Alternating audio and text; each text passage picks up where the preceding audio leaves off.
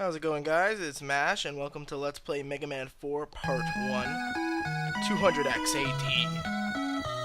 Household robots Rock and Roll were created by master robot designer Dr. Light and were enjoying their peaceful days. Then one day, the industrial robots all over the world went on a rampage, and the world fell into chaos. Total chaos, mind you. Dr. Light quickly realized that mad scientist Dr. Wily was behind the nefarious deed, but he didn't know what to do.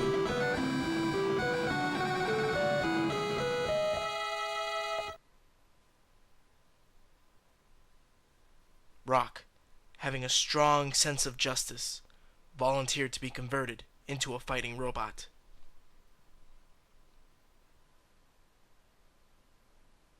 Thus, the super robot known as Mega Man was born. A little bit of a prequel, like explaining what's happened before then.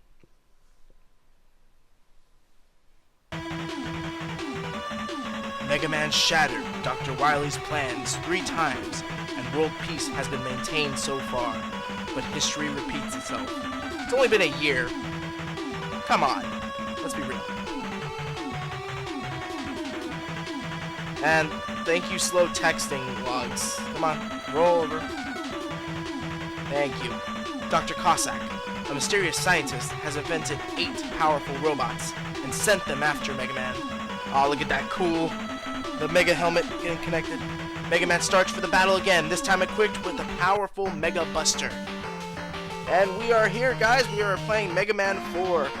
As I said before, the main villain this time around is a doctor named Dr. Cossack, and he's created 8 robots, somewhat similar to Dr. Wily, and is trying to take over the world a year after Dr. Wily did. Not realizing that Mega Man is going to go kick his ass, he goes off to go deal with the new 8 robot masters. Now, there's not really that much difference in this game compared to Mega Man 3, except for the new charge ability, as you can see here.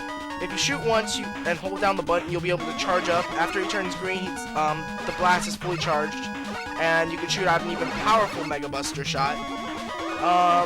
In later games, they change it where there's an even stronger Buster, but if you fully charge it and you get hit, you lose the charge. So you have to later in other games be careful, being wary of being hit, which is already something you should be doing, but it's a little bit easier in this game because you don't lose the charge when it's fully charged. And like in this game, just like Mega Man 3, we start off with Rush, Coil. We'll be able to get Marine and Jet later on. Marine is still the same as it was in Mega Man 3, and Rush Jet has been changed because it was so overpowered in the original game. Still pretty much does somewhat the same thing, only it goes forward like Item 2 in Mega Man 2 instead of you be able to move all around wherever you want. But anyway, we were in Toadman stage, and in the upper stage, as you saw, when you jumped in the air, the wind held you back a little bit, so it's kind of good to use Rush Coil in that way so you don't fall, which I've done a million times. And down here, there's a lot of waterways that you'll move forward where the water is going, so you gotta be really careful with how you're moving around. And yeah, this is Mega Man 4, guys. Now these little snail things, we won't be able to hit them until they their eyes open up, so you usually won't have like a second to hit them. And they'll either throw bombs at you or shoot their eyes at you, like that. It's sometimes easier to dodge their eyes, but see, that time I did it good, first time I didn't. It's all really luck, in my opinion. But anyway, Toadman. Let's look up his CD data. He's an agriculture robot. With his rain flush, he can make acid rain occur. The good point is natural science. Okay? The bad point is he has music deafness. He likes long jumps, and he dislikes Snake Man. Damn. If anyone remember my Mega Man 3 LP, which was recently, so if you don't remember it, how dare you? Snake Man likes Toadman. Toadman does not like Snake Man. Which is kind of weird. Snake Man seemed always kind of cool to me. But yeah, that's Toadman. And Jesus, we're already at his level. some of the levels of this game are either really long or really short. And Toadman's is one of those really short levels, and he's also a really easy boss. He'll constantly jump around and he'll try to shoot his rain flush at us. To stop the rain flush, all you gotta do is shoot him twice and he'll jump in the air again. He'll either jump or try to do rain flush, and I'll try to see. I think I let him try to like do the maneuver for at least once. Yeah, that when he starts shaking around like that, he's about to do the rain flush, and it will do mega damage. But just shoot him and just keep moving left and right, and he's really much of a pushover. No, he's a lot of a pushover. What am I saying? Like, that's Toadman. And with defeating Toadman, we also get his Rain Flush ability. Rain Flush pretty much will let us be able to launch up a little rocket that will rain down acid rain, sort of like what he would have been doing if he didn't suck. But yeah, we've got the Rain Flush, and it's an okay weapon. It kills everything pretty much with one hit and hits everything on the screen. Other than that, not really good. But I mean, if it can hit everything on the side of the screen, it should be good, but you'd be surprised. Especially in games now after Mega Man 3, the Mega Buster has become stupid overpowered with the Mega Chargers, Mega Buster being able to charge, so. Anyway, we're going up against Bright Man, who is weak against Rain Flush. Oh, and if you didn't know, Toadman is weak against, I believe it's, name's Needle Man? No, not Needle Man, that was Mega Man 3, it's, Drill Man. Drill Man's weapon is weak against Toadman. You'll see that later on when we get to the boss rush of this game, because as always there's a bunch of boss rushes. Now, I try to avoid shooting those things that have little light bulbs on them. If you shoot them, the lights in the air will go out, and there's a lot of invisible. There's a lot of what are they called now? Bottomless pits that kill us. So you gotta be careful there. And shooting those totems are really important because that's the only way we can get across, and we have to use those little grasshopper things. It's kind of weird, I know. And this is Bright Man stage, and apparently there's grasshoppers. I don't really understand what they were going for, but they'll hop 3 times, and then they'll turn around and hop another 3 times, and they'll just keep doing that. Pretty simple. One thing about this game that's different from a lot of other Mega Man games that I can pretty much call this game Mega Man 4 Attack and Revenge of the Spikes, because there are so many. You're going to notice in every single level in this game, there's at least a good portion of it where there's going to be bottomless spikes, and it's a pain in the ass. And what you notice as well, I went through a extra area.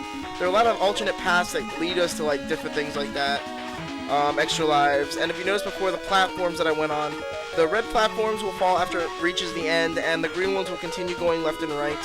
So keep that in mind. Trust me, keep that in mind. You have no idea how many times I forget and fail miserably, and the freaking red platforms fall and I die. And I'm not going to try to charge all the time because that sound is annoying as hell. But when I know something's coming up, I'm going to be charging, so that's a good sign for you to realize that something's about to be going down. Yeah, this is Bright Man stage. Let's look up Bright Man's info now.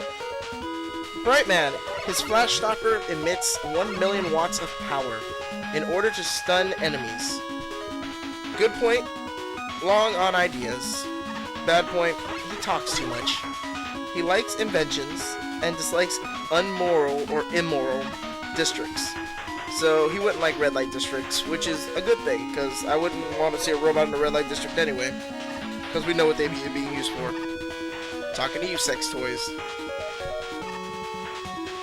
But yeah, in this area, this last platform, I try to tell people, don't jump too high when you're getting off the last red platform, because that one light bulb guy right there will hit you and you will fall off. And I've done it a million times, just trying to practice for this game.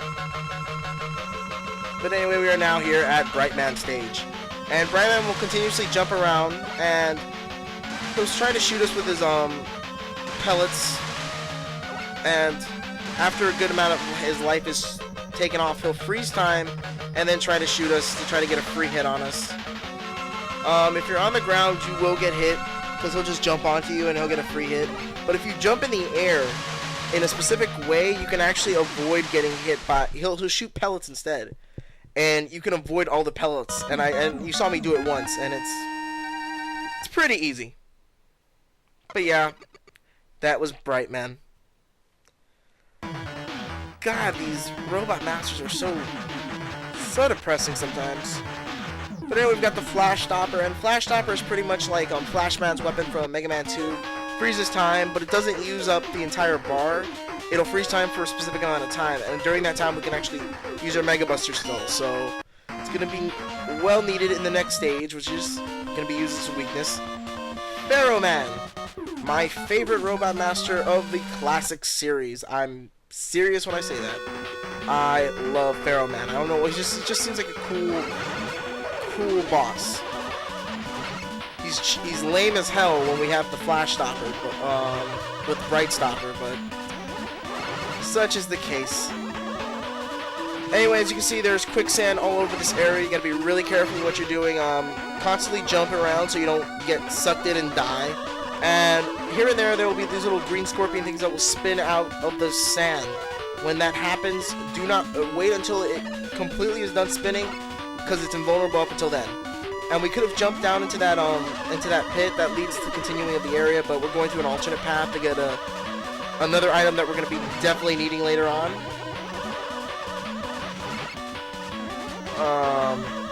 Yeah, if we took down the regular pathway, we would have gotten an E-Tank, but we're not going to need it. We're going to get enough during this LP. And what we've gotten is the balloon attachment. The balloon attachment pretty much is like item 1 from Mega Man 2.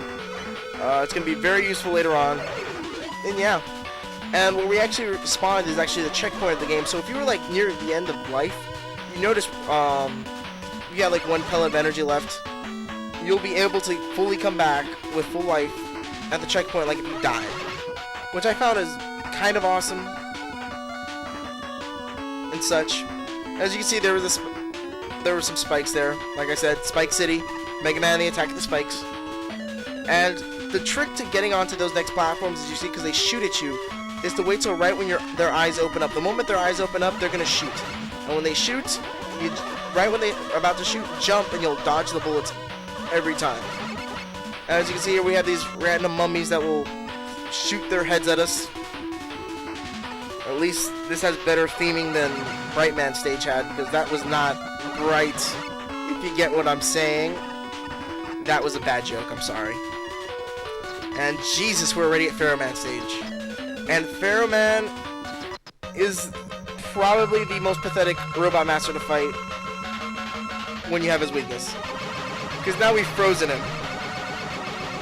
And I pretty much punked this dude really bad. Like, yeah, you just keep shooting, and once the Flash Stopper stops, you can just keep shooting and it'll activate again. Jesus, I mashed like a madman during this. And just look at that. Right when it was about to hit me, I just jumped over it, and I beat Pharaoh Man. I felt really bad for that, but Jesus Christ. I don't know how to deal. I've known his weakness before I even played this game when I was a little kid, so I never have gotten to deal with Pharaoh Man without the Bright Stopper. But anyway, we've gotten the Pharaoh Shot, which is an interesting weapon, and you'll be seeing it in the next episode when we go up against his what it's weak against, which is Ring Man. But anyway, guys, this is it for this episode. We're running short on time. In the next episode, we'll be going up against Ring Man. As always, thanks for watching this video, and if you liked it, please like, share, and subscribe. As always, guys, this is Mash, and I will see you in the next episode.